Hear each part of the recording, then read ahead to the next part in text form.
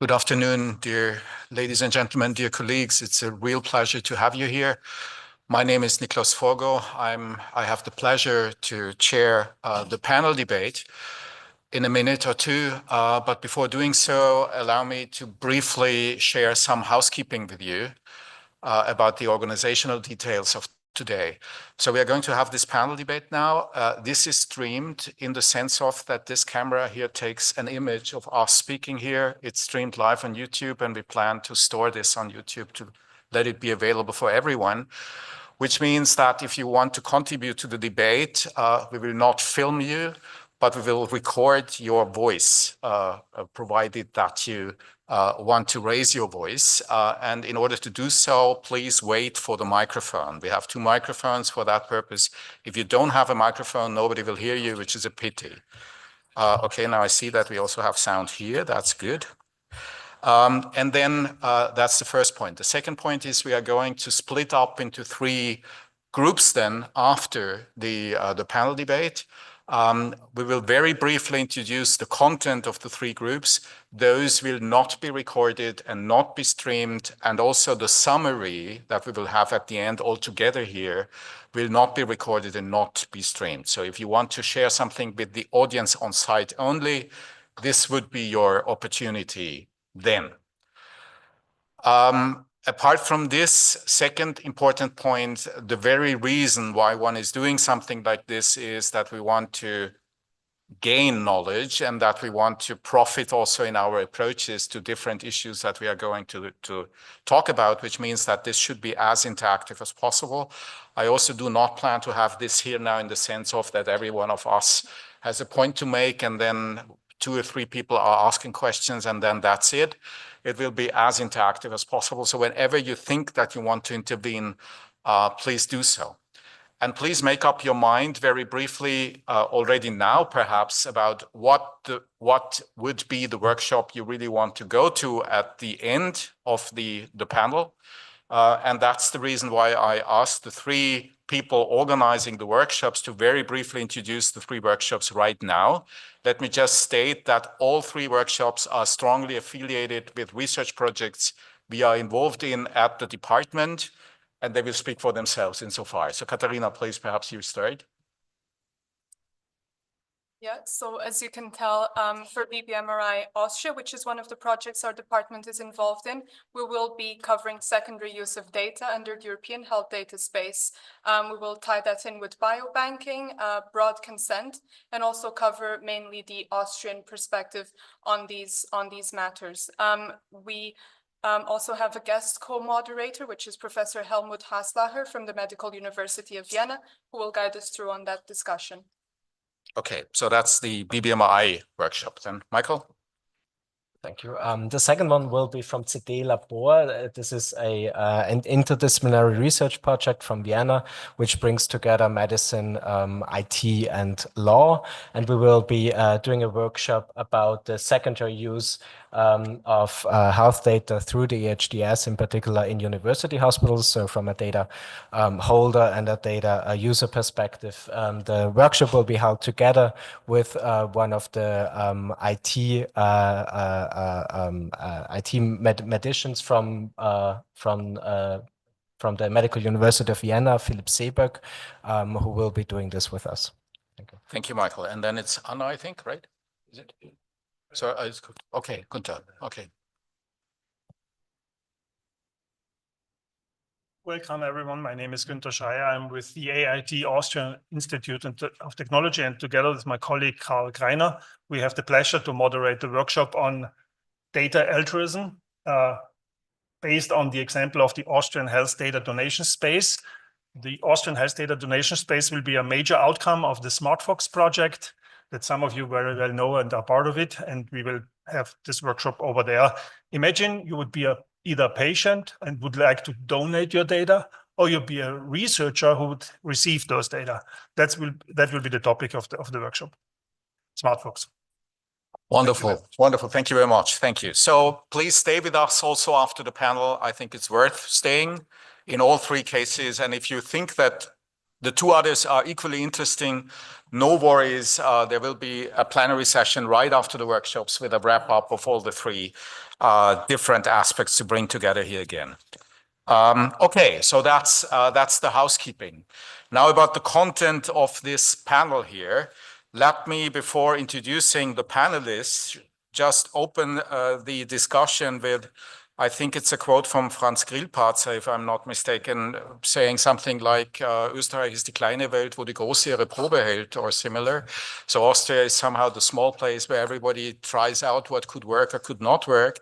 This is somehow happening here right at the moment, because since today, you might not have had the time yet to read 210 pages of the recent government declaration that was published today in the morning. But in this declaration of will of the three parties running this country as a government for the next years to come, there is one very interesting sentence that I would like to quote, which is somehow die Welt ihre Probe hält. Because what you can read in this is, I quote it in German now, and then I will try to translate it somehow. One of the bullet points this government wants to achieve is, I quote, verantwortungsvolle Umsetzung des europäischen Raums für Gesundheitsdaten, EHDS, unter höchsten Sicherheitsstandards, unter der Schirmherrschaft von Statistik Austria, Austria Microdata Center und Gesundheit Österreich GmbH und Einrichtung entsprechender Kontrollmechanismen, Klammer auf, Berichte an das Parlament, Klammer zu. So somehow in a default translation, responsible implementation of the European Health Data Space under the highest security standards, under the auspices of Statistics Austria, Austrian Microdata Center und Gesundheit Österreich GmbH, and the establishment of appropriate control mechanisms, brackets, reports to the parliament, brackets. So this is, in my view, very interesting for many reasons. One of them is that the verb is missing somehow in this sentence. So I don't know what exactly this is, and I also don't really fully understand what this brackets reports to the parliament might mean, whether this is something new or whether this is something already established in the Austrian legislative system as it stands. However, one of the points I want to make here is the topic we are talking about is on a national and on an international / European level of high importance and a very, very recent topic. And the people speaking to us about this topic here today are those who most likely will have a very important contribution to make in the next years to come about how this will really look like. And I would like to briefly introduce them in alphabetical order now. I don't know whether there is any reasoning behind the seating here. If so, I didn't understand it. So I will introduce people in alphabetical order. Anita Kienesberger from the Allianz is a patient advocate and as such the chair of the patient advocacy group CCI Europe and the Allianz, and a board member of WeCan, which is a working group of European Cancer Patient Advocacy Networks. I expect Anita to bring in here somehow a patient's perspective.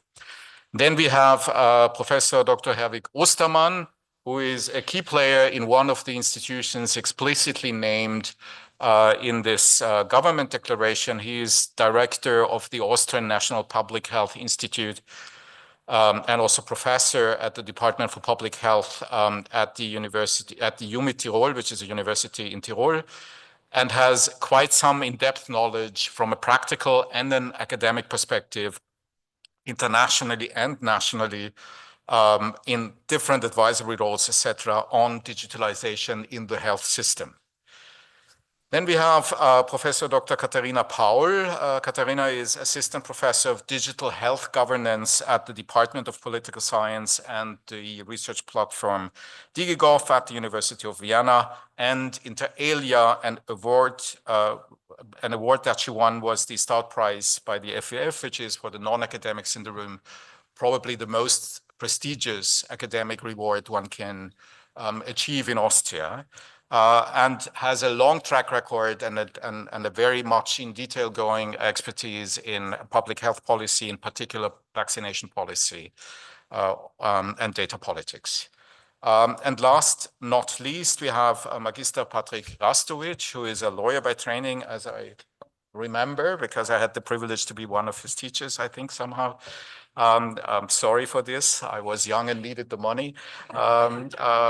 So he is the data protection or is a data protection officer and legal advisor at the Austrian Ministry of Social Affairs, Healthcare and Consumer Protection. He joined the ministry in 2021.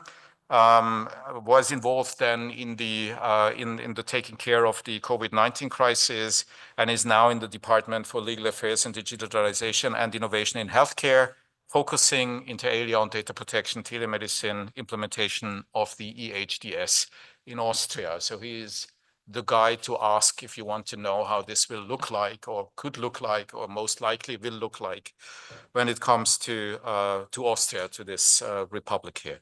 So this is the panel. I will, if you agree, ask first Patrick and then Herwig about the state of play, where we stand at the moment when it comes to the implementation, and switch from there then to Anita and also to Katerina to give us an assessment about how they think about this state of play. And then at the very latest, it would be the first moment for you to intervene, if you agree. Okay, so Patrick, where do we stand? All right, thank you, and thank you. I think it's still on, yeah. Is it red? Then it's good. Yeah, perfect. Firstly, let me begin with thanking you for the invitation and the possibility to speak here.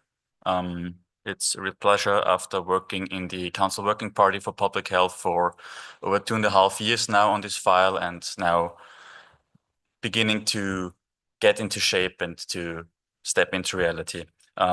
Just as a quick update or reminder for everyone who's maybe not so involved in the negotiations, the actual work on the regulation is done. So we had the agreement by Parliament and Council in the first reading. We had the signature ceremony on the 12th of February. So now we're just waiting for the publication in the official journal of the EU so that it will enter into force, which has consequences for, of course, the implementation period, because it will be applicable after 2 years, basically the basic terms of the EHDS, and primary and secondary use after 4 years, with certain categories after 6 years, and then third country access after 10 years. So that's the status quo from the European side.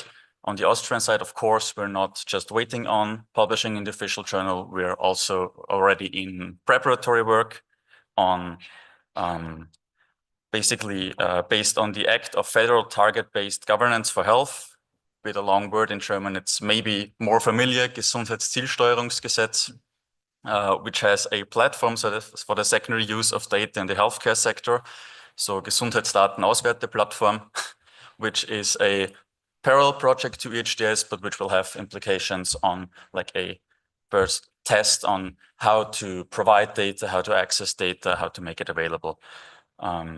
There's also the Virtual Data Competence Center, which is in tight cooperation with GÖK, with AGES, and especially with GÖK in their task, in the role as the competent body, according to the Data Governance Act, which is based primarily on keeping the system efficient, also on data access, making data discoverable and available, which is held by public sector bodies, and primarily concerns the infrastructure necessary for that.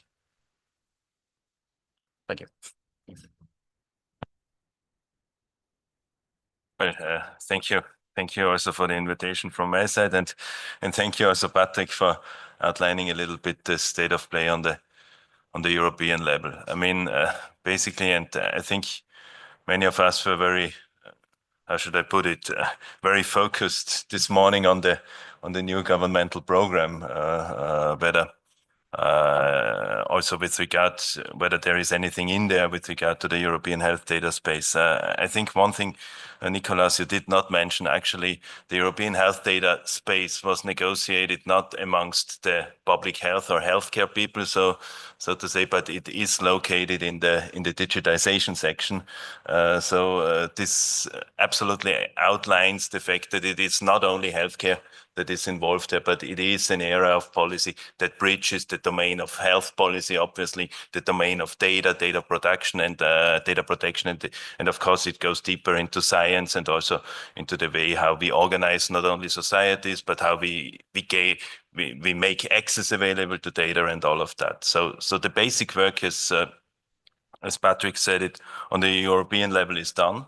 Now it comes to the implementation, and there you can also see from the quote, I think, in the new governmental program, that there is very much now, so to say, in there in a way that things are basically outlined, but it becomes tricky when it comes to device specific roles, when it comes to define the interplay. And I was discussing this morning with my colleague Alexander Tegelsecker from GÖK, who is actually in charge of most of the tasks we have regarding the European health data space. And Alexander basically said one quote: the European health data space is, so to say, too important or too essential to fail. But there's lots of tasks involved there. And I think we have to clarify a little bit and to come up with solutions on actually who performs which kind of task. There is this question on how to judge whether a specific request would be, justifiable from not only legal terms, but from its societal value. Then there comes this technical part, which is also tricky.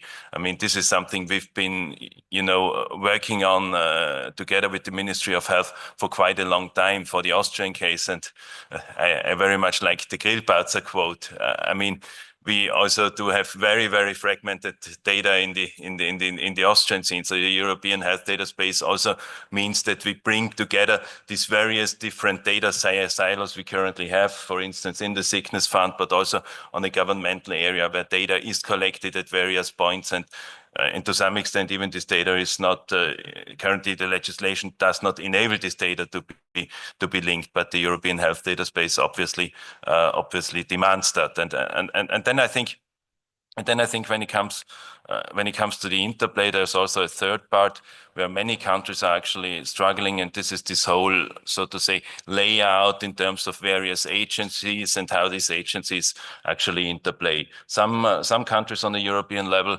are actually more into the strategy of having a big or establishing a big institution or authority. This may be one pathway. Other are currently reflecting how current players may be included in this system. And I think this is something where one has to really not only pay attention, but really has to have an open dialogue and put together, so to say, the various options, and then evaluate these options. And one final point I just want to briefly tackle.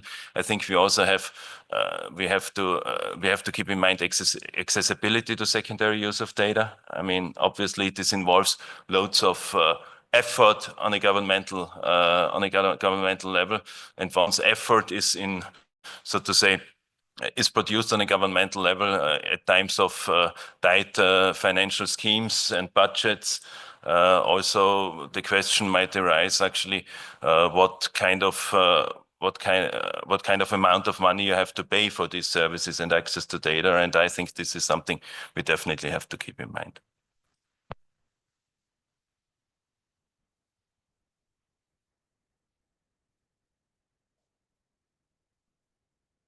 Yeah, good afternoon, everyone. I mean, in listening to you, I would have already a first question, because you will know what, coming from the patient expert or advocate side, in Austria, it's a little bit different than in other European countries, I would say, because of everything what comes from the EU is not mentioned most of the time in a positive way. Even we as a patient community are really looking forward to these initiatives. And not because of data altruism, because we all know what does it mean, but it is really something where I think for future, and because we are waiting for these projects, And what does the national authorities make out of it? It's really something, I think it's a lot in how it will work, because we have to train people. They don't even like, many of us liked Elga, but we all know the wind against all these projects, but was where we were most of the time first ones and not the last ones in Europe. So I think there's a lot to do how we take the public, because we could do as a patient community a lot to help in communication how important it is, but it is something what we have to do together. So this is also something what I would encourage all of us, because I know we tried many projects and I look to Günther and it's not there yet after 10 years. So, and they were very, very innovative and very much waited for former patients. Talking about the survivorship passport, we are on the way, but it is 12 years later. So I think, I know this is something different. This is a room for putting data in, but it's an opt-out as well for a country. And it's an opt-out for patients as well, or if you are not a patient. So for primary and secondary use, it's also something what we have to explain to people. What does it really mean? And we also know about the health competency. It's not well developed, as we all also know. So these are my first points for now. Yeah, of course, I really like what we are doing here, and I'm happy to be here and to understand and get a little bit more closer to the community as well. But I think we have to do it together. Yeah, so many interesting and important points. And actually, it's interesting that you also mentioned this kind of work that has gone into this European health data space. Also, the work by patient advocates, actually, I think is really important, something we want to maybe think about what that means. And I think we also need to, so now that there's this key moment where the European health data space will be implemented or will take shape in some way at the national level and even at the local level, as we know in Austria. I think there's a key moment where we think about the different visions or the different hopes and promises that this data space is making for different communities and actor groups. And I think concerns by data protection activists, but also concerns voiced by health professionals who are unsure about, what kind of responsibility they have for data or data quality even, I think are real issues still that we need to think about. And there is, this big word of interoperability in Europe and even at the global level, when we think about the World Health Organization, they also use that term. And we need kind of technical interoperability, but there's also a need for kind of, policy or political interoperability that often isn't really there. And we know that healthcare systems differ a lot, right? So we know that. But we also maybe want to look at what good enough data means in some contexts, but not in others. So that's more of an issue than the real political controversy is also data curation, who's doing the work, how is this work being valued also, right? So we think about the hierarchies maybe also in the healthcare professions, between midwives and nurses and doctors and, whose work is being taken seriously and made visible also, and also the work of patients in uploading data, sharing the data, allowing use for the data, and thereby also creating value. I think these are the social, ethical, political issues that are also we need to be, what we will be considering, I think, in the coming couple of years at the level of member states. Yeah. One of the things I'm very concerned about when I read about the final text of the EHDS is the fact that 3 governments of countries that are somehow seen as being very developed in digital health, which is Estonia, Finland, and Denmark, which I tested this yesterday again empirically in an audience quite similar to this one here, are the 3 countries people actively nominate as leaders in the domain if you ask them. So all 3 countries have given a government declaration after the final compromise on the EHDS, stating concerns about the final outcome. All 3 of them stating that it might be, there is a serious risk that might not only not help, at least those countries, but even be some kind of the reason for a setback of the situation as it stands at the moment. And I must say that I was very concerned about that, because this is obviously a serious concern and a serious problem if it were true. And one of the reasons I think why those countries are so outspoken on this is this opt-out option that was very heavily discussed during the whole making of the law. Just for those who are not that familiar with this, opt-out means that you as a patient may opt out of primary use and secondary use of the EHDS data if you wish to do so. And then under certain reasons, it might be that your opt-out is overruled when it comes to secondary use if there is a serious public interest, very, very broadly speaking now, roughly speaking, which is a typical compromise somehow between emphasizing patient autonomy and individual choice on the one hand, and emphasizing interests of research, public health on the other hand. I have two questions now to everyone, perhaps, which is, first, what is, in your view, the Austrian view on this? So what is our point of view on this?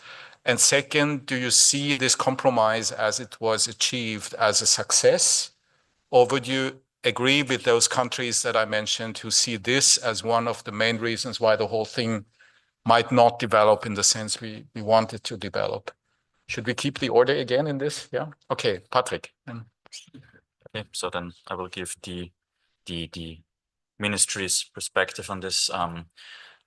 We were actually twice in the EU subgroup of the parliament. So speaking about the control mechanisms for EHDS, we've been there, and the subgroup more or less wanted us, or gave us the task of trying to negotiate at least an opt-out for primary use, definitely, and if possible, an opt-in for secondary use. So this was the majority of the parliament representing the population, saying that they want either actually an opt-in, right, for secondary use. So you as a data subject have to be active and to not give consent in the way of GDPR, but active acceptance of your data being processed, which was not feasible during the negotiations. The parliament actually also wanted an opt-in, some parts of the parliament during the negotiations. So the compromise was an opt-out. And giving the history in Austria with ELGA, with primary use, this was also a strong point for us, of course. And we still believe that it helps with trust by the population in the EHDS, so giving a choice. So reflecting on the opt-outs for primary use, they are roughly now around 3%, something like that. I think that has been communicated many times. So I don't think it's, well, it is statistically significant enough, of course, to have an impact on data sets, but still it's, I think, a number that we can lower even more with enough transparency, especially in the implementation of the EHDS, like stakeholder involvement, right? Like patients, organizations, and keeping the public informed about what the EHDS strives to do and which goals should be fulfilled with the EHDS, because they are noble goals behind it. So yes, this is our view on the opt-out. And regarding the Danish and Finnish position on it, I do get it. And I think for them, it is a step back in some kind.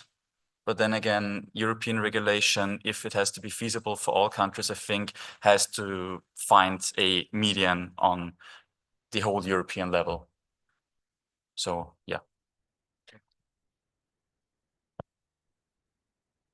Well, I think Patrick actually pointed out the different European perspectives on the issue, and I also think that, and I really also want to some extent express my gratitude to all the people involved in this negotiation process. I think that this opt-out solution was the maximum consensus that could be achieved, and this at least ensures us that the vast majority of individuals are still encompassed by the European health data space. I mean, having said that, and this is maybe maybe also one thing why we in Austria to some extent discuss so much the European health data space, and everybody here in the room has aspirations on the European health data space. I mean, if you have this kind of perfect world like in Estonia or some other countries, actually, you know, there are procedures on how to gain data. There are procedures on how to use this data for science and so on. In Austria, we do neither have aggregated or data. We have data still in silos, and then we do not have formalized procedures on how to gain access to these various registries. So in these two respects, for us, the European health data space would be a tremendous improvement. And I think this is why the ministry and many others are so much now, so to say, working on how to make these things feasible within the time span. I cannot agree more. Because I think for us in Austria, it's really a very good achievement, and I can totally understand, because we all know these smaller countries, and we know how Denmark works, and this is a national health system, small country, very much driven by industry as well. So, however, I think exactly because of this is a big step forward, but I don't want to repeat myself. It's about trust, what you used already, and it's but all the surveys we did among many, many patient organizations in Europe, in the end, it's always many of us, so we speaking in a common sense, the trust is there in the health system, but it's not about how it's communicated, how we, this data thing is always something what people, yeah, are always a bit suspicious. Even we know they put all their data everywhere, but with health data, then they're a little bit reluctant. So, yeah, I mean, trust and how do we build it?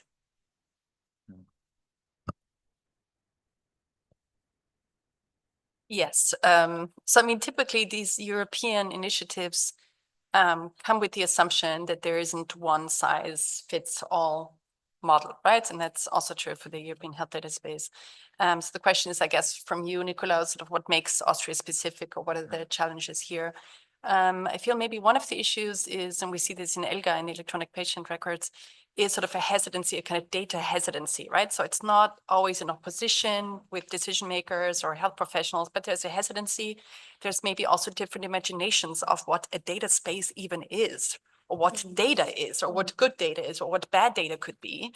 And this makes it quite different from all the other data we leave, you know, on a daily basis, you know, on our apps, etc. This makes it different, I think.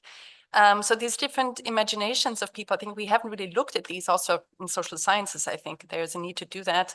What do people imagine to be a data space even, right? So there isn't one European data space. There are many different spaces where this is being sort of collected, stored, curated, and so on. Restricted even. So sort of as a citizen, I have this vision of, you know, opening up this data space, these local data spaces, and showing people what it means to store data. What are these spaces, these machines? How much energy do we use also to, you know, store this data, and also to work with Vignette maybe, what the value of this data could be to individuals, but to patient communities, certainly also for the industry, right? So when we think about medicines and innovation, therapies, etc., and I think we need to take these different interests and promises and concerns very seriously and talk about them quite openly, right? Because there are different interests at stake here and different values. And data protection, personal data protection is one value that is sort of, you know, very high on the, that's very prominent in Austria.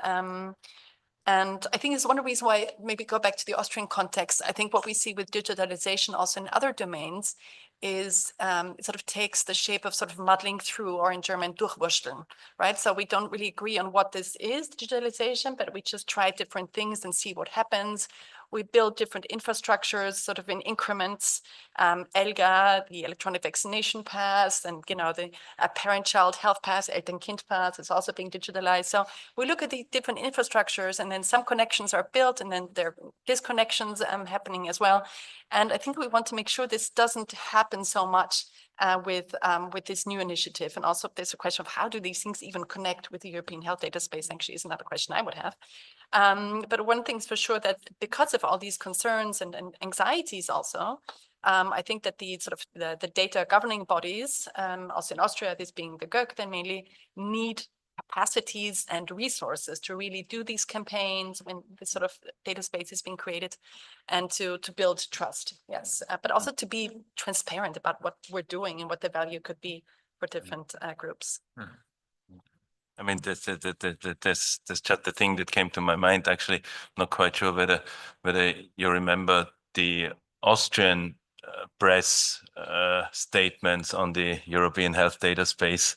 I mean, this was also some kind of empirical research. In Austria, this was quite technical and quite passive. And I think then there was one newspaper that actually had the headline that now the European Union would want to gain access to all this kind of data, you know, working with this kind of negative notions and reluctances. So we basically not only had it the other way around, but what we also had in Austria was no active communication in a way. So this is a bit what Katharina says. We are very passive in this respect. We're actually afraid of speaking about the European health data space to the public and not stressing the value to the public and also to public health. And this passive approach, I do not know how this came or where it is rooted. I mean, we had this discussion once with ELGA where there was a fierce opposition from the physicians' chamber that had this kind of posters in all the physicians' practices showing naked patients and saying ELGA makes you naked in a way. I'm not quite sure whether this is the root cause for that or just a symptom of that. But within society, I think we have to discuss this proactively, also in a way to be transparent. And just a final remark on that one, if you take the quota from the new governmental program where it says there has to be some reporting obligation to the parliament, then to some extent this skepticism might come through there a little bit in this quota as well, even though I firmly believe that transparency and also transparent reporting is necessary. One thing I wanted to add, I totally agree. I think this not understanding what it really means that we have all these initiatives is one thing. And for me, as a former pediatric oncology nurse, going into the field of patient advocacy 20 years ago, it is really something that I can see with the ELGA discussion. And I'm a patient, everybody is somehow a patient anywhere with Primärversorgungszentrum and so. So a big fan about this, but the silo, I had the most, it's not about the stakeholders. I think all of us who are in big stakeholder groups engaged, we are all aware how positive it is. Sometimes the physicians are the most ones who are not understanding what does this bring for us as patients or future patients. So this is my thing, because working in the field of pediatrics,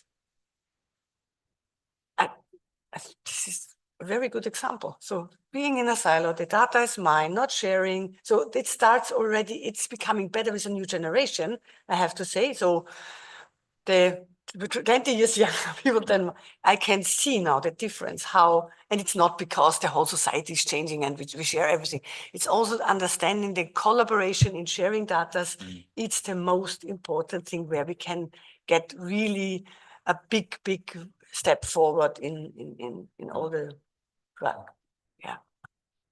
So I have a question, if I may, now to Katharina and to you, Anita, because both of you were emphasizing this issue of trust so much, with very good reasons, I think.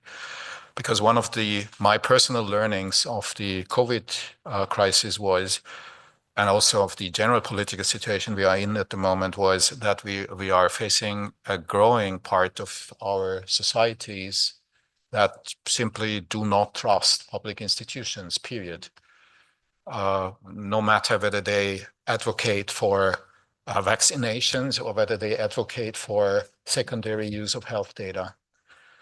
And my question now to you would be how to deal with this. I mean, there are several options. One of them would be to simply ignore this part because it's so far still a minority, and to continue with what you think that is the right approach. Another way would be to try to convince them somehow or to inform them somehow, but then we end up in all this, that even the information per se is not really trusted at all, right? So my question to you would be, probably everyone in the room here would agree that trust is something we should achieve, but do you think that the EHDS has the right instruments to gain this trust? That would be my first question to you. And the second question is somehow related to the first question, because it brings me back to what Patrick said, that this opt-out is some kind of a compromise that was achieved. In my view, this opt-out is a compromise, of course, but it also is some way a non-decision on the matter, right? It's not saying we ask patients to autonomously decide on what the fate of their data should be, nor do we tell them we don't care what you think, but we do something in between, which is neither black nor white, and which has, in my view, a very fundamental disadvantage, which is that there might be all kinds of biases coming with this, because I would assume that people who opt out have a certain societal, psychological, political background, and that might have an impact on the data set. So it's somehow neither a decision nor a decision that is useful, at least in some cases. And I would ask then the two of you to comment on this. Yeah, I mean, quickly, I agree that the decision is sort of neither here nor there, but we can't really say it whether it's good or bad, right? So, I mean, it's mainly a positive reception and, to this, and seems to work for Austria, maybe. About trust, sure. I mean, I think trust is much like with vaccine hesitancy, for example. It's a two-way street, right? So it's not enough to roll out a campaign and do posters. It has to be more active, has to be less passive, in fact, more proactive kind of campaign, information campaign, but also involving people and discussing what this means to have data, to be a producer and a holder of data, and what value that has. And here physicians actually come in again, and you were just mentioning them and their historical resistance to these things. And in Austria, I mean, physicians have quite a lot of room for discretion, right? So for their own data recording practices, and, think of private doctors and their own softwares, if at all, right? If they have any software, but okay. So all of these, fragmented data landscapes in Austria certainly makes these things harder, and this sort of, the sort of autonomy and also authority that physicians have in the Austrian context, I think matters. So, but maybe they could be could take on a key role in actually strengthening this trust in data in some way, to, of course, make visible the kind of benefits that the European health data space has for patients and everyday patients, right? To maybe take, thyroid medication and forget to take it on the vacation, right? So something like that, where they can find their prescription in the destination country. So these sorts of, sort of more visible, but also everyday examples, I think, could be helpful for people to understand what this means, since, the data space isn't one thing. Yeah, not sure that was to the points of your. It was, sure. Maybe one possibility, as I'm thinking loud a little bit because I don't know the recipe, but to a communication towards public, and I mean patients and those who are real patients for now. I think they are all in the same boat, so they are looking forward. They see it as something very positive. I could see somehow to engage more patient experts, that there we are coming to the same issue what we have. If we are paid by the industry, for instance, then nobody will take us seriously. When I'm talking about, vaccination is something what is important for why, blah, blah, blah. We are always told, I know this is one very good thing, we are told and educated by healthcare professionals, but nobody sees us as on the same level. Could be useful for and telling the positive things why. But if the health minister is telling me, depends on the health minister, but what is that? This is the way I have to go. It's not some. This is this. But yeah, paternalistic system. What we see every day in the healthcare system, it's reflected in the politics system. So if we don't put the public there and make people, they are able to communicate, I mean, then it could be one small step forward. I don't know, but yeah, trust is, we all know but I don't have a solution. It's only we can try out things. But I think this project could be a good possibility. We could use it in the the cancer mission and the EU beating cancer plan. There is money in Austria as well. We could use it for certain things out, at least in the oncological community, to try things out, to say there is money. We don't have to ask all the time, is the health minister, whatever. We could use it as to say, how do we do it in a better way that people are starting to believe that this European health data space is something what helps all of us. Mm. I don't know. Yes, regarding the opt-out as a compromise, yes, definitely, most definitely. But I think there wasn't any possibility for a solution which would fit all, as we also heard before, that there's not a one size fits all solution on a European level. And what I've learned from my talks with colleagues from the other member states is that there's just cultural differences in how the state is approached, how data processing, especially by the state, is approached. If we compare it to the Nordic countries, there's a really high level of trust within public institutions. And the cultural opinion or background in Austria is to be respected, but it doesn't mean that it cannot be changed, right? Because with trust building measurements, or at least I would like to work on gaining more trust and changing this culture towards a more transparent reason. And I think as public institutions, we also have our fair share of work to do here. As we heard earlier, that we are most of the time more or less, I wouldn't say scared, but skeptical about communicating certain topics in unclear consequences and how this will be accepted or taken up by the public and the media, right? But yeah, I think this is also a big chance on gaining a lot of trust with transparency, especially with providing insight on like how does a secure processing environment work, right? I think it's the maybe start at the level saying that, okay, we're not sending your data to Brussels and we're not storing it locally, right? But it's based on a data permit, which has to fulfill certain tasks which are deemed acceptable under the EHDS to process data for that.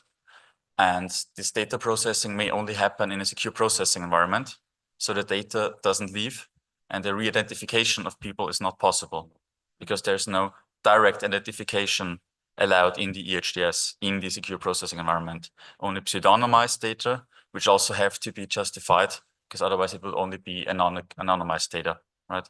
And I think in this process, we could gain a lot of trust on providing that the technical background will be sufficient on a level of data security, as is also in the coalition agreement, right? A high level of security. So yeah. Highest even, yeah. Well, I was a bit thinking on this issue of trust and what it takes to build trust into governments or governmental agencies. And I think one thing, and we would most likely all agree upon that, is being transparent. And I think this is a very, very important precondition. But the second thing which then came into my mind is actually that you have to deliver or to provide excellent service quality in a way. I mean, you know, once the public services are recognized as being excellent, then actually this is another basis for building trust. Take, for instance, the City Council of Vienna with their Magistratsabteilung 48, so the garbage removal service, which works excellently here in the capital city of Vienna. Or if you take the pandemic, I mean, whether this was useful in epidemiological perspective or not, but Vienna organized this kind of testing program where everybody could actually easily gain access to it. Alice Googled was it named. So these were measures where you actually saw on empirical data the trust into government actually increased. And And I think I'm an economist by training. So for me, I always then reflect whether this would be individual or public benefit. And I think with data, this is a bit tricky because actually the European health data space very much serves a public benefit and not an individual benefit. And then I think we have to come up with strategies, either apply on solidarity, convincing the population that standing together is more powerful than fighting for a specific aspect on their own. So this could be one strategy. Maybe we could also think of others, how we make sure that one actually sees this individual benefit.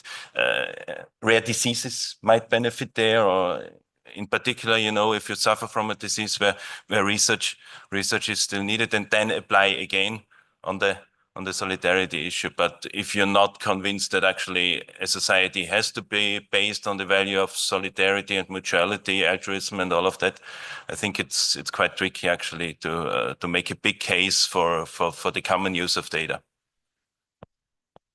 I agree with you. I think there's one risk if the public gets the idea that decisions will be data-driven and data-based because of the European health data space. I think that risks making them think that there are no other values coming into the decision making, right? So when we think about evidence-based medicine, where sometimes not all the decisions we make in healthcare are data-driven, right? Some of them are ethics-driven. Therapies used in palliative care, for example, right? So it's not only data-driven, evidence-based, but there's some ethical, cultural values that feed into this. And so there would be a concern, I think, among some that, well, is it only data-driven? What are some things that just believed in, or some things that are just pleasant for me or convenient for me? So I think that's an important step to say healthcare is actually excellent here, much like a garbage collection. We have very good healthcare system, but it is also so excellent because we need good data, right? And better data makes it even better. But don't worry, there are also other things we take into consideration when improving the healthcare system, particularly when definitely, one rationale behind the European health data space is also efficiency, right? We want to improve efficiency and cost effectiveness to some extent. So I think it's very, we have to craft the message very carefully, I think, to different communities. And infrastructure building it's a craft, right? It is, Yeah, may I just hop in? There was one specific period during the pandemic where I had the feeling that we actually had very much public support for secondary use of data and transparency.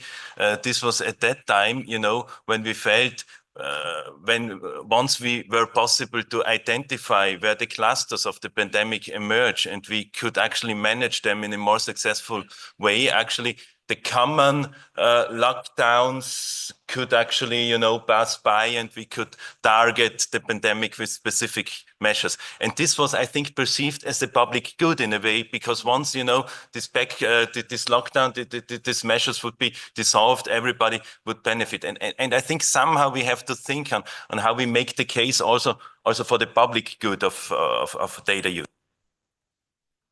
I just want to repeat once again the wording of the government program, because last time I checked, a regulation was not to be implemented. So it's there. So in theory, at least, there is no need to put it at all into a government program. However, it is in the government program, and it uses at least three interesting terms. The first one is responsible implementation. Second, under not just sufficient security standards or high security standards, but highest security standards. And third, with the establishment of appropriate control mechanisms, including reports to the parliament. Right? So my reading of this is that this is, in my interpretation, personal first interpretation, a very defensive approach. Right? It's very, very reluctant. And I would like to ask the people who are now in charge of implementing this, because fortunately I'm the one to read it, but I don't need to work with it. But both of you are somehow, so Gesundheit Österreich is even explicitly mentioned there. So my question to the two of you would be how you read this and what the political target behind this caution is and how you would interpret this in the next months to come? I think this was basically a preventive wording in a way. It is very defensive, so there is something we have to tackle to come up with another narrative and work on that. I think this is definitely important. If also the whole idea of the European health data space should be successfully not only implemented but also regarded by the public as an asset or as a value. I think in technical terms, you know, I cannot imagine actually, you know, to go beyond the standards that are set in the European health data space. I think we have, you know, to come up with a very aligned implementation of the health data space, or at least this would be my interpretation in this case. But you know, actually, neither Patrick nor myself, in the role of a director of the Public Health Institute, can actually pursue our tasks on an independent level in this respect, because we receive our mandates from the new minister, and depending on her or his basic perception, and also the specific, so to say, the specific guidelines they would provide. Actually, then we have to get active in a way. Coming from a strictly legal background on this and not on the political background, I think there is a lot of leeway actually within the regulation on how to implement it on a national level. Because first of all, like we said, the regulation, the work on the regulation itself might be done, but there's a lot of implementing decisions to be negotiated at EU level. And one of these will be the secure processing environments and its specifications. And I think there's a possibility for political level to give a indication whether we want stricter security measurements or more performance based, more performance, less security, right? I think there's a leeway, and I think I know where the direction we're heading there, maybe, but there's this leeway, and other than that, regarding the implementation itself, there's not only a lot of possibilities for member states to further determine the EHDS. For example, prioritizing data requests based on public value and ethic boards decisions, things like that. And there's also the possibility to include, for example, further categories of data for primary and secondary use. So the regulation already provides the fundamental layer for building up on further development, saying, okay, we're not sufficiently happy with what we have to implement, priority categories, but we could have new types of data already available for primary use, and we would like to share those, for example, right? So those are the possibilities given by the EHDS.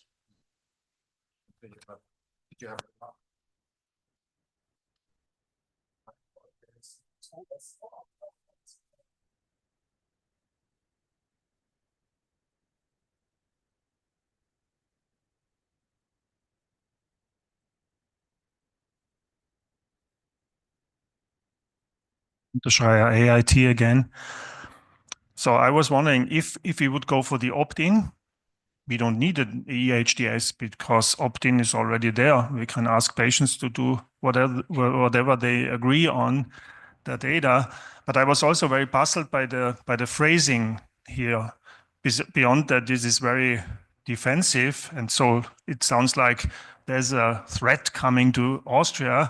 We somehow need to contain it. It asks for the highest data protection level. The highest data protection level is that means don't use data. That's the highest possible data standard. That's what we do not need anymore. Now we need something different. And a brief remark to the opt-out. I think that's okay, because 3% of opt-out people is less biased than we have in most of the medical research today. So from a public health view, I would say we can live with that. It's a good compromise. Thank you. Let me perhaps, Anita. Can I ask you something? Because to implement, know you, because he's the the guy who is, you are the one. Patrick, is it, when you say, actually it is there, everything is signed, everything is clear, and we implement it now.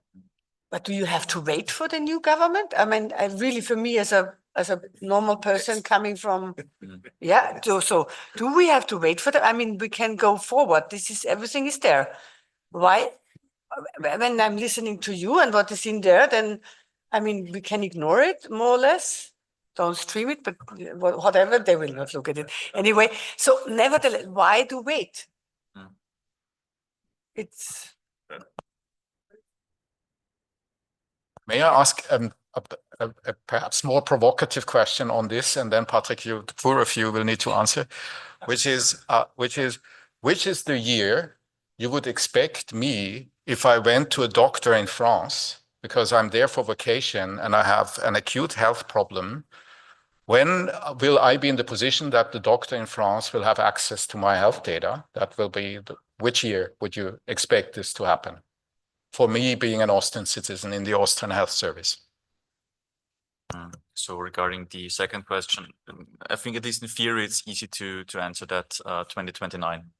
So depending on when the publication, the official journal will be, we expect that in March, it will be March 2029, because at this point, we will have to be ready for the exchange. But yeah. Well, we will see if all member states will be connected at that point, and we of course hope to be connected as soon as possible.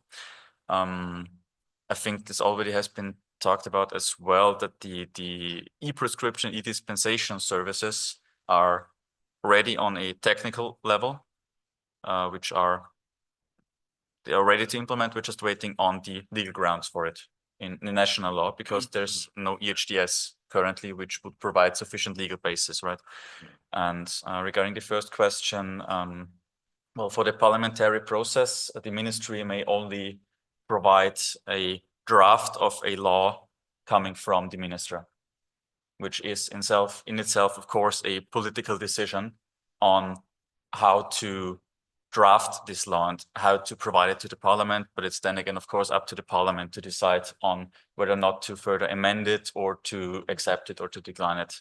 And there's also a lot of decisions which may not need the legal act for it, but which are more like technical and organizational decisions, which could have implications on a political level. So yeah, we are highly dependent on this, of course, on the political level. That means we have to train them first, because most of them are not EU affin, and only those who are MEPs in the EU and sometimes they are not attending any health events in the EU Parliament. I never saw any of the Austrian MEPs in any events I have been. From non-political parties. So I was really sitting and I said, this is really interesting. And even we invited them, we said, who we are, and blah, blah, blah. But it is really interesting. So how to make a decision on a political, but this is not what you can answer now. Yeah. What I can answer is that the still current Minister of Health and Social Affairs has been quite involved actually in the EHDS. And he followed this with a close eye. So we hope to be the same, of course, or we expect maybe to be the same for the next minister. But yeah, we will see on the political goals and the targets behind this. Yeah. Two questions again, probably to everyone, whoever thinks to be the best to answer that. The first one is, I would like to come back to this Einrichtung entsprechender Kontrollmechanismen, so the establishment of appropriate control mechanisms in the Austrian Parliament as it stands in this government declaration now, because I would like to know whether this isn't the expression of some fundamental distrust against the acting institutions, Datenschutzbehörde, Bundesministerium, the government, etc. And if it is an expression of distrust, how you would evaluate that? Is that substantial, or is this just a political wording needed now because one of the, or two of the opposing parties are now members of the government? I would actually, in practical terms, see it the other way around. You could also interpret it as, you know, having seeing the parliament having an interest in what is happening on a governmental level, and I think, you know, if this is done proactively in a way, this could also increase trust in a way, at least amongst parliamentarians. I'm not naive, you know, but also being accountable to the parliament. I mean, this is the most important thing, so to say. So this mechanism, it could be a sign of mistrust, but you could use it the other way around as well, saying that it is a sign, you know, of bringing in the whole range and variety of political strands, and doing this in the parliament would be a feasible way. Maybe just as an anecdote on the European level, I know from the Dutch colleagues that they had to report almost every expected or decision they wanted to take in the council working parties. They had to check that by the parliament. So they had more like monthly, sometimes weekly meetings with the parliament. So just as an anecdote, there are certain systems, political systems in Europe which facilitate a tight control by the parliament. And we had the same in the health reform process as well, where actually the monitoring reports that measured the progress towards these health reform targets had to be presented 2 times a year to the parliament and then discussed in the specific section. So I'm not that so to say pessimistic in this regard. May I come up? First, please feel free to intervene. So just do not just listen, please. Okay, there's one remark here. Is it turned on? Michael Kunze, Verband Pharmazeutischen Industrie. I think the word that has been most used today in the panel is the word trust, but my question is, who will be responsible for building the trust and for communicating the benefits? I mean, I guess the answer is everybody, but just looking at the panel and maybe the people in the room and everybody who works on creating the health data space, there are data concerns and technical concerns and legal concerns, but there should many communications experts should be involved as well, maybe. And you mentioned the example of the M48 in Wien, and I think it's a good example because they have a good reputation. The job they do is good. It's not always flawless, but they have a good reputation. But they also have an excellent communications department. So who's responsible for, you know, building trust and communicating the possible benefits? Yeah, so there isn't one answer to this, because it's a question, because with health data, there's so many different parties to trust in, right? So who's trust in whom? So there's trust in those collecting the data and curating the data. There's trust in the infrastructures and in the data holders, or in the data governing bodies like the GÖG. There's trust in the Brussels aspect of it, right? Like you were saying, and that's something I think we have to treat very, very carefully, given the state of the European Union at the moment, and also given that this is but one of several data domains that are being planned at the European level, right? So this is the only data space we will have in 10 years from now.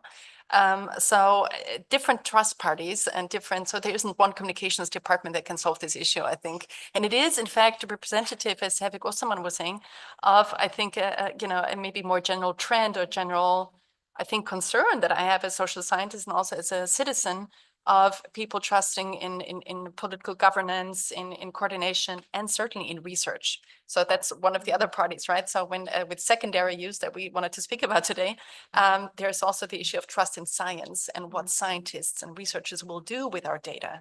And sometimes they will be developing things that aren't in my individual interest or even in the public interest as such, but it's maybe in their interest because it's basic research, and the public value of that basic research is only visible maybe 20 years later, you know? So these things are actually, they're not that complicated, I think, but you know, there isn't really a discourse on this in Austria, right? So we took science as something given, and the scientific community is something that is separate from the public. And I think COVID offered a window to change that kind of idea, and we haven't really opened that window far enough, I think.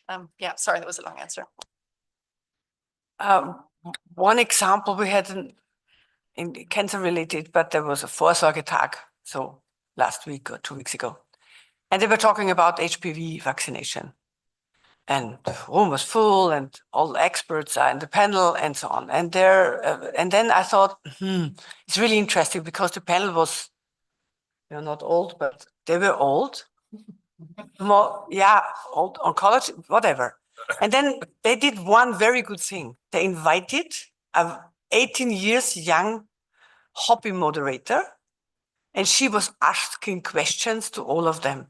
And it opened up the whole discussion. And in the end, I said, it was really brilliant. She is really good. But, and you know, this is the generation. If we are talking to 9 to 12 years old ones, they have to be vaccinated, both genders. And then this is what I mean. Then you don't listen to people that are 80, 60 years old and letting them know that they have to go to their vaccination. So and then I said, why does nobody think about that this 18 years young woman or man are asked for doing a campaign on this topic, doing a campaign why it is so important to get the vaccination until free of charge until you are 30 years old. And this is sometimes we have to, I totally agree, we have to make different, should not be the health minister with the elephant, but sometimes a little bit more innovative communication channels using. There's one remark over here. Michaela Mayhofer, formerly BBMRI ERIC, the research infrastructure for biobanks. I'm intrigued about the comments on the panel, and I have just to make a comment myself that I'm sure will spark some further discussions as well. Because indeed, when it comes to communication, when we think of Austria, there is the proverb that we always have the compromise before we have the conflict.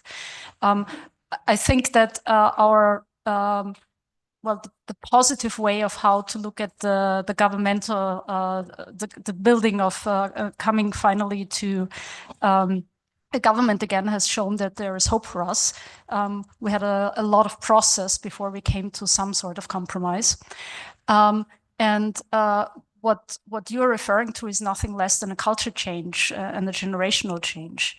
That we have to spark, and I could not agree more with you in kind of going outside, going into a dialogue with people, because we tend to explain how the car works to people who don't understand why they need a car in the first place. Thank you. There's another remark here, two rows ahead. Thank you, Benedikt Sagrand, Austrian Health Insurance Fund. My question is, how do you see daily operations in the Austrian health insurance, in the Austrian healthcare system in general change as a consequence of the implementation of EHDS? Is there any insight you can give us on this? Thank you. I think a big change is to be expected from the, long word again, European Health Record Exchange format, which is a standardized format for exchange of electronic health data within the EHDS, right, for primary use, which also has its implication for secondary use because this data is structured and standardized. And we firmly believe that this at least gives a lot of leeway for negotiations with software manufacturers, especially for general practitioners and pharmacists, to standardize their data sets and to make it interoperable. Because at the time being, most software used in offices by general practitioners and sometimes even hospitals are not interoperable with each other. So the ELGA documents are interoperable, yes, but all the data behind that, that's not in an ELGA format because it's not mandatory to store it in ELGA, is not interoperable. So with this European format, we hope that this will change because we have the legal obligation anyhow. So there's a possible solution for that, right? So if I may just add a personal anecdote to this, I was at a youth conference for medical doctors in Graz a few weeks ago, and I gave a presentation on artificial intelligence and law and medicine. and I completely missed the target because everyone in the room, and it was thousands of general practitioners, was concerned about no longer being allowed to use the fax machine for transmitting medical data. So I'm listening to you and I appreciate the optimism somehow. Yeah. Yeah. So there's one question from the internet that I would like to read. So somebody is asking here, will the EHDS eventually lead to the supervisory authorities finally adopting a relative approach to determining the personal nature of data? In particular, the ECJ decision on the anonymizing effect of pseudonymization can be an important step towards complying with the anonymization obligations of the EHDS. E.g., user requests data, authority provides this pseudonym to users who cannot establish a personal reference and thus process anonymous data.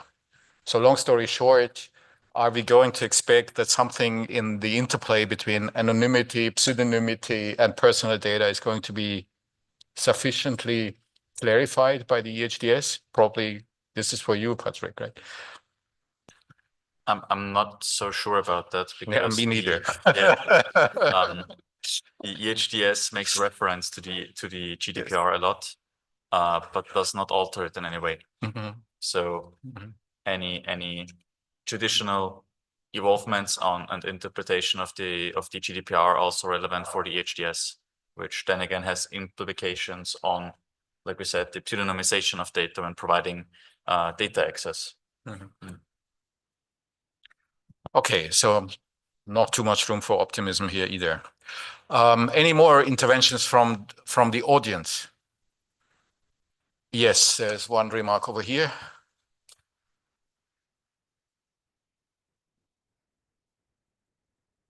Is it working? Yes. Yeah, my name is Markus Kasslitz, and just an anecdote from my former employment. I was working as a data protection officer at the Medical University of Vienna, and just this about, I guess there's lots of translational work to be done regarding the EHDS, because if we talk about vaccination and effects on the health of people who are vaccinated compared to collecting data, then using the data, and the positive outcome for patients is quite some logical steps you would expect patients to understand.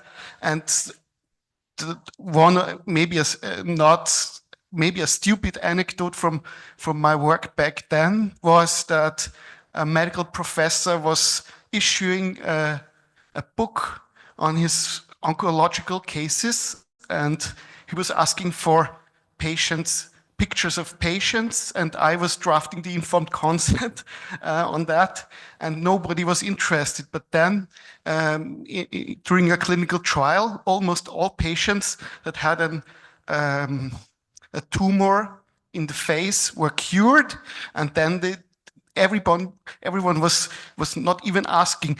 They should just give me the informed consent sheet. Of course, the professor cured me. Let's sign it. Let's sign it. Before the cure did take place, no one wanted to sign anything and have any pictures of his face in a training manual.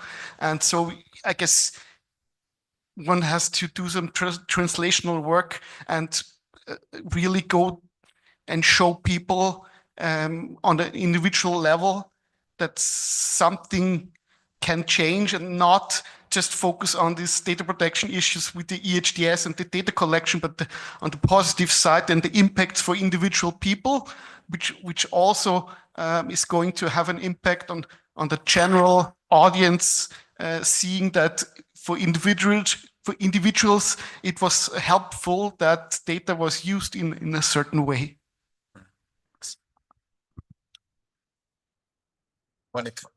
When it comes to this translational work, I would like perhaps to come back to the secondary use aspects of the issue. And I have two questions for everyone on the panel. The first one is similar to the question that I asked about primary care. My question would be whether when you would expect that my data will be accessible for research purposes in accordance to EHDS for a random researcher somewhere in Europe. And then an ethical question coming with this, a subset question of this is whether you think that my personal interests in having a say on whether or not somebody should have access to my data is sufficiently reflected in the regulatory regime as it looks like at the moment with the opt-out. And the third question coming with those two, which is it true or is the assumption true in EHDS that there is an interest of researchers? We were very focused at the moment on patients and their perspectives. So my question is whether the assumption is true that there's an interest of researchers somehow automatically wishing to share data. Because my impression of this is the opposite. I think many medical experts and highest level medical experts do not have an interest in sharing. First, because it's part of their wealth, so they can somehow trade this. And second, also because there are some liability issues coming with this. So if somebody finds out that the data indicates some kind of mistreatment, this is something you want to avoid, right? So is it true, are the assumptions on this true as they are in EHDS, or might it be that the whole thing fails because it doesn't fully understand what people have as a motive in sharing or not sharing data for secondary purposes? That's a lot to unravel. Maybe just as a small introduction to that, regarding Marcus's anecdote in this regard, the EHDS sees an obligation to publish any results based on a data processing on a data permit with the EHDS. So whenever you're a data user and you have your results already and you're done with the processing, you have to publish these results, which I think will have strong implications for the industry, of course, but may also provide more or have the possibility to have people have more trust and see the results of the processing, right? So I would actually agree on that one, and I think that medical research is going to be more and more transparent. I mean, even we do know that there is always some problematic behavior in there, but there are registries. Even in the new governmental program, it says that also the establishment of a clinical trial registry is foreseen there. So I think I mean, it's a pathway, and we're not quite there, but usually, you know, there is open data. So I would rather think that researchers would accept that. With the regard of the time frame, it says, I think, Patrick, it is 2029 for secondary use, and also one observation there. I think if we have this time frames, and if we all come up to the opinion that these time frames are reasonable and also achievable, we should actually also have trust in ourselves, or in the institutions being in charge of establishing this European health data space, that it will take place in 2029. Sometimes in Austria, you know, we have this tendency, we say we have a current date where something has to be operational, and then everybody says beforehand it would not work. I mean, we had the same with coding diagnosis and all of that. This also does not contribute to the trust of publication agencies or governmental agencies. So we have to take us serious in this respect as well. That's just the notion on the date 2029. And with regard to the opt-out and the public value, I think that there is fundamental work being done at the University of Vienna currently, you know, this Pluto assessment tool on how to assess the public benefit. I think this will be something where actually decision makers have to be, you know, transparent to the public, and they're also accountable to the public. And I think that this is really an important thing. I would not think that the individual opting out is, so to say, the ultimate solution to that one, but having a societal dialogue on what is purpose, what is public purpose, also with regard to industry or private interests. I think this is very much the core on how to make this European health data space viable. secondary use of data. I mean, I have to do with a cohort. They are children when they are sick. So because they were not informed who signed their informed consent. Yeah, the parents did, but they were never really educated. What did they sign and what does it mean for future? So I think this is also about us educating them. What does it mean? They are very, very much aware. They want to contribute as much as possible to research, of course,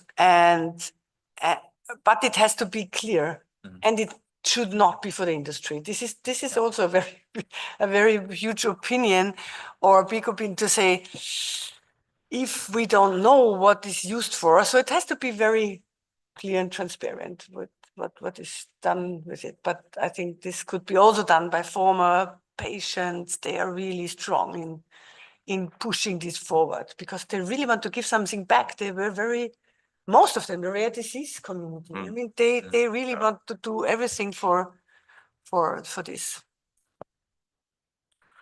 There's another very fundamental question coming from the internet. To what extent can the research term in the EHDS can be interpreted to include private and commercial research and development? Under the GDPR, it is disputed whether private and commercial research falls under Article 9, Section 2, Litra F of the GDPR. However, the EHDS seems to be aimed precisely at this use. And the comment to that question, also from the internet, same question, the research term is never defined in the relevant acts, notably when there can be an exemption, for example, in the AI Act.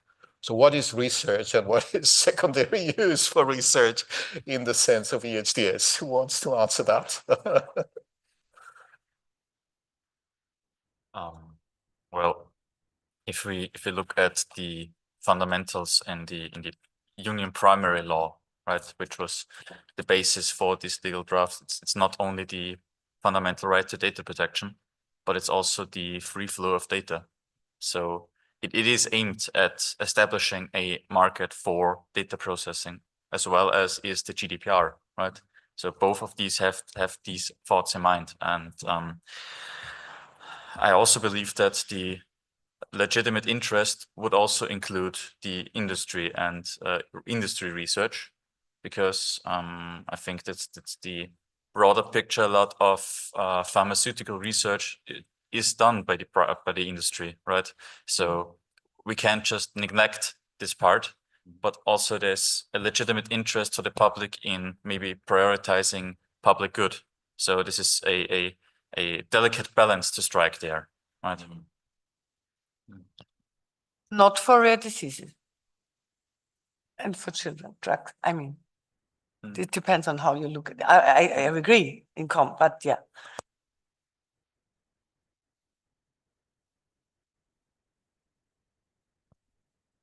Interesting to hear that we don't hear anything from Herwig Ostermann on this, which is. I think Patrick basically lined it out. I mean, research has to follow defined criteria, and research can be publicly funded or privately funded, and then there's the question in what purpose the research is used. So basically, this is the whole theoretical set, so to say, and there is no value judgment, first of all, whether it's privately funded or publicly funded, whether it's done by private or public institutions in a way. So I hardly believe that we could make a formal distinction there, but we could ask the question, what actually this what is the purpose of this kind of research? And this is where basically all this discussion is now going on. I mean, there are joint actions on the European level, and GÖK, so the organization I present is involved there as well, is to do this whole preparatory work on to come up with some kind of consent among the member states, how to qualify these different quotes we would expect with regard to secondary use. And I think the more homogeneous it is on the European level, the better it is for us on a national level as well. And the second thing that comes in there as well is actually, communicating with the public on the question how to build trust. I mean, this is something I take actually from this discussion now. This was an issue that was not that dominant in my mindset before this 90 minutes we already spent together.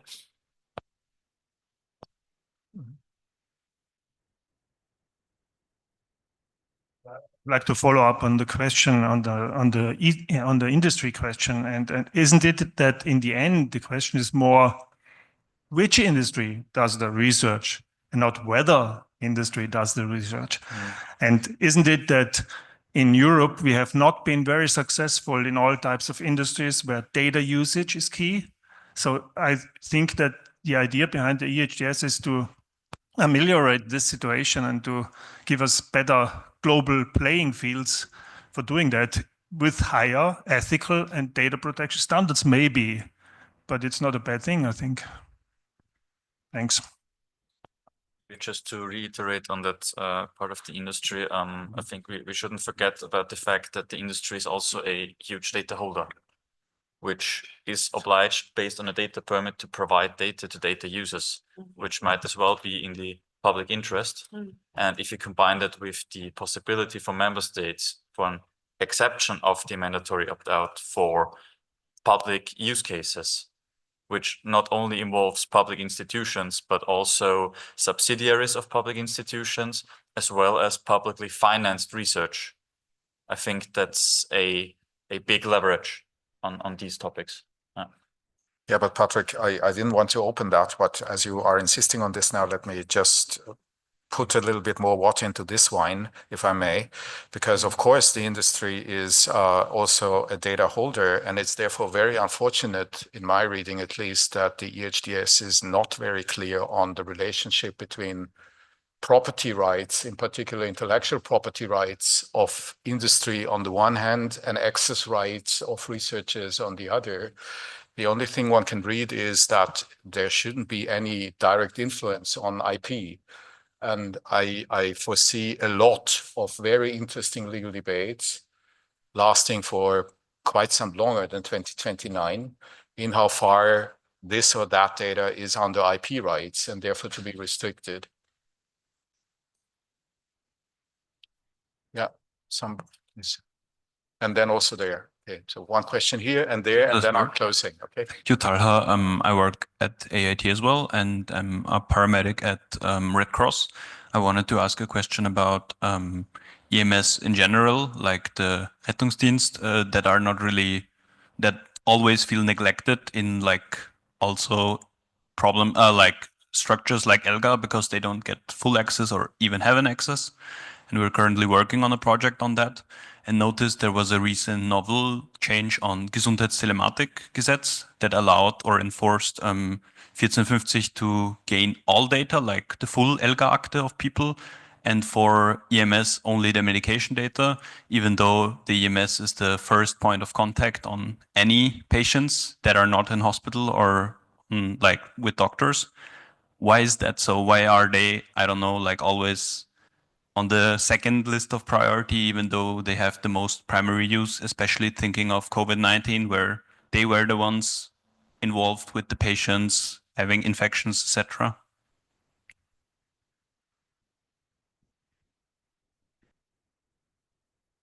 Well, I'm not so sure on how to answer that. I think it's a mixture of problems. It's first that you don't have really one counterpart when it comes to emergency services, right? Because it's a rather fragmented in Austria. There's a lot of organizations involved with a lot of different interests and a lot of different IT systems behind that. And secondly, coming back to the coalition agreement on the highest security standards in the Gesundheitstelematikgesetz or Health Telematics Act, we have certain safeguards and security requirements when processing ELGA data. Which might be difficult to fulfill in the field, right? So that's also a problem as well. But yeah, for me, personal opinion, I think it would make sense. Totally, yeah. I would like to return to the comment of IP rights and patients. We know that patients, depending on the severity of the disease, the higher the severity of the disease, the lower the wish for privacy, because obviously research is the only chance very often literally to stay alive. And then returning to what was said earlier by Katharina, there are very few studies indeed on the societal impact of things. But when we think of what patient views are and also citizen views on collaborating with industry, the first answer is no, never. The second answer, however, is it depends. It depends on the conditions, and this is the talk I believe we need to have, because very often I think it's misleading and too short-sighted to just go for the simple no, which when you really look and enter in a dialogue is not there. And from the social science perspective, the studies I'm quoting, the no comes very often from qualitative surveys where the answer is seemingly a no. But the moment you go a little bit deeper, you see that you have to have the dialogue, and then you can set the conditions, and eventually also break up the discussion of what open science really means for whom and the various stakeholders. Can I shortly answer this or comment more than answer? I disagree slightly because as a patient advocate community or expert in Europe, so we are really working very intensively with the industry. There's no. The problem is that we are also paid not personnel, but the organizations, they get money. So because they were the first ones, they understood different reasons. We are not so naive than many people think, yeah, but we know that we have to advise them what patient-public engagement and involvement really means. Being from the beginning in research, whatever, defining the research question, but however. So they learned it first before we convinced the healthcare professionals. I don't know how many hours I needed to train people in Austria, psychologists, healthcare professionals, to say what we also need to become experts. It's not from now, it's something what you have to learn and that have been educated. I know, but there is a level where we work with the industry, we advise them. I'm in several advisory committees being paid for the hours I'm doing, or not myself, but the organization. So there is no, but this is only I want to clarify. I think this is somehow also a very good ending of this. There's no way to clarify is probably the perfect summary of what we are talking about here.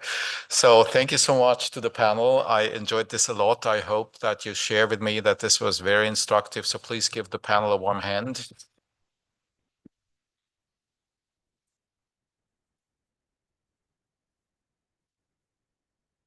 And please stay with us. We have a 30 minutes break now for networking and coffee and all this, and make your opinion up on where you want to join now. There are 3 panels, just to remind you. There will be indications where to go if you want to make your choice. And Saskia has a technical remark on this, I'm sure, right? Don't you?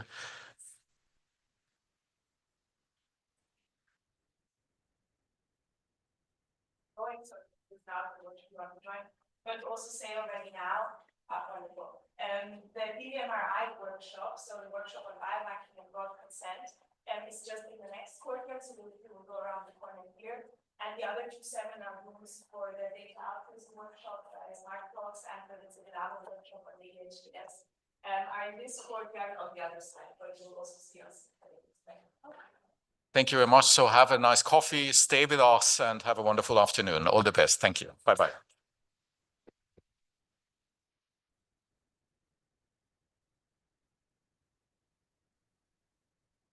Dankeschön. Vielen lieben Dank. Ich fand es wirklich sehr, sehr